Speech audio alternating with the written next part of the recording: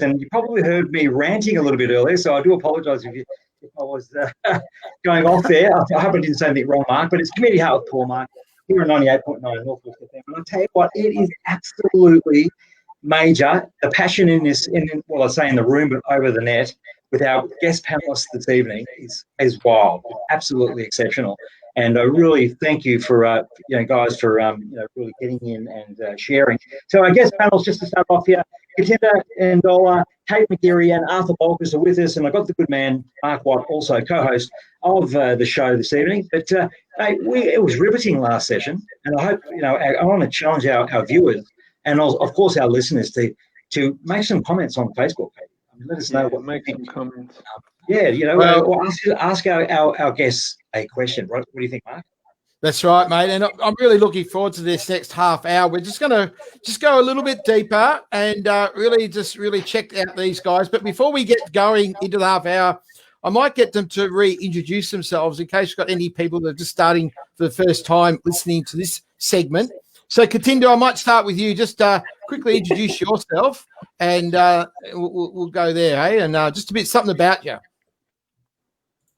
Well, I'm Katinda Ndola. I'm an author, speaker, and I love to help people become better every day by helping them figure out what their passion. Fantastic. Arthur, what's your one-liner about who you are? Well, I'm a consultant criminologist, so I work with offenders, have done for 30 plus years. I'm also a writer. I write books, and I've been known to do a little bit of acting here and there too. Yeah, so all of that. Fantastic. Yeah. What about you, Kate? Give us an introduction. Well, my name's Kate McGeary, and I'm a career facilitator and a technical knowledge trainer / professional development. And I work with a range of people between employees in frontline management and long-term unemployed people, helping them get into the workforce. So got skills. Yeah, well, look, so thanks, Kate, and it's so great to have you three here. I feel very privileged, hey, Paul, to have three amazing, passionate people who are really making an impact in the world. And obviously we've gone through a pretty tough period, and I get a sense there's more to come. How are you viewing it, Katinda, this ISO COVID time? How do you see it all? Well, I see it's a time for people to learn how to go inward. There's been too much noise. We're always busy. We've got so many excuses. We're always procrastinating about everything. So maybe this was a time, it's a blessing in disguise. It's a time for people to stop, take a deep breath, and just restructure and refocus and go within and try to just find out who they are, because a lot of people are lost in that. People don't know who they are, what they want in life, just lost. So maybe this was a good time and is a good time. And also just for families, like families, people who have got family, it's a time to talk to each other, communicate, and find out what is it about us that makes us tick. Because a lot of people don't like a lot of people. And it's crazy, because I think if you come up with that, like I've got this thing I always tell a lot of my clients, I say, maybe you do like a 3-month or 6-monthly thing where you sit down as a family and everybody writes down what are some things, maybe 5 things they think one person, let's say if it's a mom and dad and kids. So everybody writes something about one person, about what they think they need to improve on, where do their blind spots. And then obviously this is something the family, everybody needs to do with an open mind. It's not criticism, it's just a way to help you grow and become a better human being. And that works a lot for people that take action and actually do it. Look, it's great comments. You're asking some really good questions. And what I'm going to do is we're going to have to start trying to find some answers, Katinda, because it's okay answering the questions, but we're going to need to find some answers. So I'm going to go to you, Arthur. How do people find their purpose and their passion? How do you actually find it? Where do you look? Well, following on from your question to Katinda, in my experience, I think the greatest self-understanding and the greatest lessons that you learn in life come through suffering. No doubt about it. Suffering can either break you, make you bitter and angry and withdrawn and suicidal and drug addicted and all that stuff. or it can help you to become more resilient and start asking bigger picture questions about who you are, what your life journey is about, what are the options open to you if you want to have a meaningful life, and all that kind of big stuff. That was my experience through prison all those years ago. But you know what? I see it happening right now through the COVID pandemic on a global scale. The only concern I have, and I've seen instances of it, and now we're seeing the consequences of that, is that people who I think were on the verge of starting to dig really deep and start to think and question their values and question their morality and question all the big questions, I think so quickly we've reverted back into how we were. And that is a great tragedy. That concerns me. But if we are able to take the opportunity to consolidate, to think, to feel, to ask, to do what Katinda was saying, I think it could make a huge difference to us as individuals, as families, and as a global community too. Thanks, Arthur. That's great, mate. Over to you, Kate. How would you advise? What advice would you give people on trying to find their purpose and how they're going to try and get through? So rather than going way Arthur says, looking for drugs and other negative things to find that as an answer, finding more positive things, trying as you find your purpose. What would your advice be? I think the whole concept of finding a purpose is like finding happiness. I don't think it's something that you find. It's something that you are. You're either happy, you find, within your day-to-day life, things that make you happy. Now, obviously, there's substance abuse isn't something that, people may think that makes them happy, but it's obviously it's not happiness that they're getting from that. But that actual feeling of happiness is something that comes from getting through days feeling good within yourself, happy about what you've achieved. And I think what people what they do too much of, not fail to do, is compare themselves to other people constantly. Social media, the news, everything that's smashed in front of our faces is constant highlight reels of other people. So we're always thinking that we're not enough. Now I can see Katina nodding her head. I don't specialize in that area. I can only say from how I feel. So that whole, like the movie, The Pursuit of Happiness, it's not about pursuing happiness. It's about being happy in that day-to-day element of life. Feedback. The same as with passion. I thought I lost my passion at one point. I remember years ago, and I remember crying to my mentor, going, "I can't see anymore. I can't see," because I've always been passionate. I've always sort of seen the good in others. I've always seen life differently, and I was always sort of advocating for people who were like me, sort of saying, "Hey, like we see things differently. We don't see it the way others do." But I remember at one point I thought I'd lost my passion. I thought working for these large organisations and helping people who I didn't really care about, who I didn't think cared about my community, weren't going to contribute. It broke my heart at one point, and I thought, I've lost it. I don't know what I'm here to do anymore. And at times, no word of a lie, I've been known to say, and it's a long time ago now, but I hit that wall where I said, you know what, it would have been bloody easier if I was the criminal I was trained to be. I actually said that out loud, crying my eyes out one time, thinking that everything was just so hard financially, my career, keeping above everything. It was about 10 years ago, I think. And the moment I heard myself say that, it was like, no, but that's your purpose. And it wasn't until I found, the thing is, the terminology, like I'm passionate about care experienced people being proud of who they are and where they come from, and creating a vision of success for the young kids so that they know that they're not set up to have a life of failure. That's my passion now. But it took finding people in Scotland and realising that I was part of something bigger.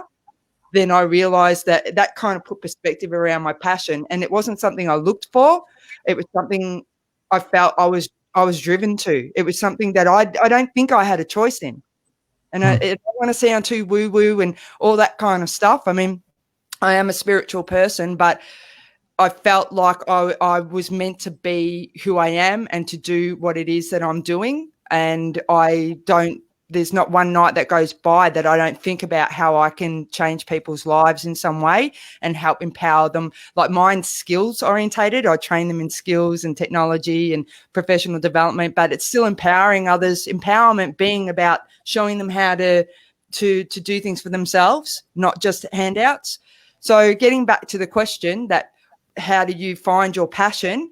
I think it's something that it's inside of you, that if you are still long enough, and if you find that happiness, or you tap into that happiness and doing the things you love, like doing the things that you love and making time for that, your passion finds you. Yeah, that's good stuff there, Kate.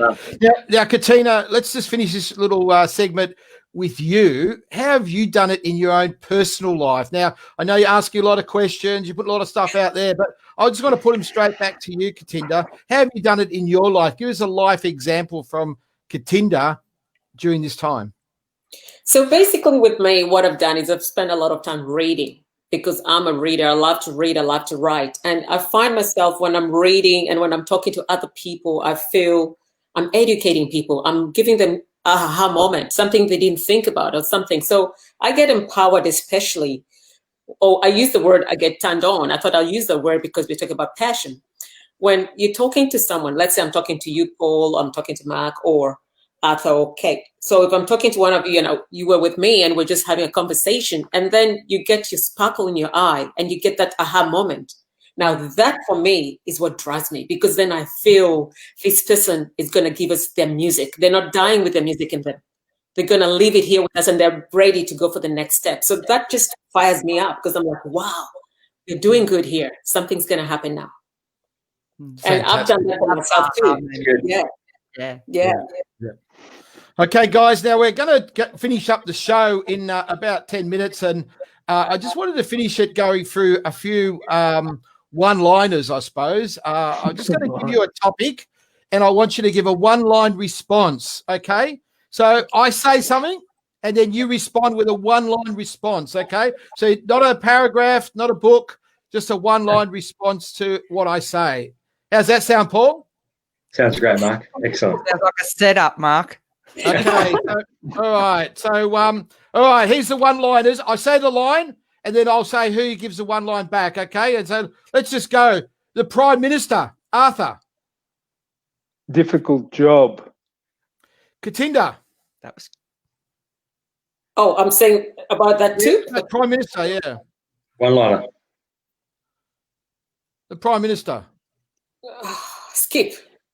Skip. You say pass. Kate. Kate.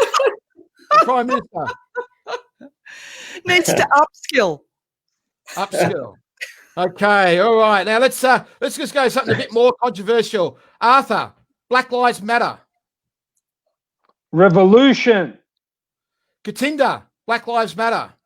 It's about time. Kate, Black Lives Matter. Absolutely. Okay, Arthur, Indigenous deaths in custody. Great tragedy of Australia. Katinda. It should never have happened. And Kate. Someone better explain themselves. Okay. Arthur, Donald Trump. America deserves him. Katinda, Donald Trump. I think he's a comical guy. He's just too comical for me. Kate? Dangerous. Am I allowed to swear? No. It's a good one. No. Am I allowed to swear? Then no comment. No It's comment. fake news. Fake news. Okay. Arthur, relationships. Love epitomized. Katinda, relationships. It's time for love. Beautiful. Yeah. Kate? I'm not very good at them. Okay. So Okay. that's honest. Very good. It's honest. You're honest. Honest, I very don't good. do Yeah. commitment. That was one of the things. Like I'm a contractor. Everything's short-term contracts on mine. Never been married. I've Only been got married. committed to was a 22-year-old kid and a 10-year lease on the house. Okay, it's not the love show tonight, but I can take a few tips. Arthur, hope. Hope is having faith in something bigger than yourself. Katinda. Hope. It's something we look forward to because we can't see it, but we hope it happens. Kate. Never give up. Good. Arthur, money. The love of money is a root of all kinds of evil. Said 2,000 years ago, applicable today. Katinda, money. Exactly. This is my version. Money is not bad because sometimes if you have a problem, you can pay a consultant to figure out what the problem is. Consultant. Kate. Pay you. I Come use on. an affirmation that money comes easily to me frequently and flows well. Like if I don't respect money, I even put money in the right order when I used to have cash. Now I've just got the cards. But I always knew, and get this, I put the money in the right order. And I could save money when I was a kid on like odd study or whatever I was on. I was broke. I got an allowance from the government. I was always the one that was able to save a couple of bucks. And when I met my biological father, I sat there and watched him count cash out of a restaurant till, and no word of a lie, the two of us turned the money the exact same way. It was genetics. Wow. So he was taught us as well. Okay. Yeah. That was 2 lines. Far out, man. All right, we're coming to an end. I've just got a couple more, and then we're going to sort of wrap up. But I suppose I'm wondering about God, Arthur. Oh, wow. 1 line. The most amazing journey in my life is God and what God means. Katinda. I would say source energy. Kate. God? Isn't it a label? I don't know. Don't ask me about God. That's a good answer. That's one line. That's a good Okay, answer. let's, Bible. That's a good answer. we're going to finish with 1 line for everybody. So what's God your S, 1 line? God S. There you go. There's my answer. Okay. Let's just finish with 1 line that we're going to share with our audience. One sort of last thought. And so we start with you, Arthur. 1 last thought as we finish up the show. We're all mortal. We need to think about it and consider the legacy that we're going to leave behind. Thank you. Katinda. Well, this is something Maya Angelou said. People will always forget what you did for them, what you say to them, but people will always remember how you made them feel. Yeah. Okay. That's good. Good. I love it. I love that. That's good. Kate. It's okay to have a bad day. Just don't unpack and live there. Tomorrow always has a new opportunity. It's called a new day, and every day is a good day to be a great day. Fantastic. Fantastic. Well, I tell you what, I've loved tonight. I've really loved it. And it's just been great, hasn't it, Paul? Sensational, Mark. Yeah, well done, guys. Sensational. I love them. Love the answers. Amazing. Very passionate. Very passionate. It's perfect. Yeah. All right. Well, look, thanks, guys, for being part of the show. I'm going to head back to Paul now to wrap up the show. And but from all of us here on Community Heart with Paul and Mark, I want to thank the people for listening to the show. Pass it to your friends. A lot of great content tonight. And Kate, Katinda, and Arthur, thanks so much. Thank you. Well done, guys. Thanks for having us. You're welcome. See, we're going to end up the broadcast here shortly, but looking forward to having you back. But I'll tell you what,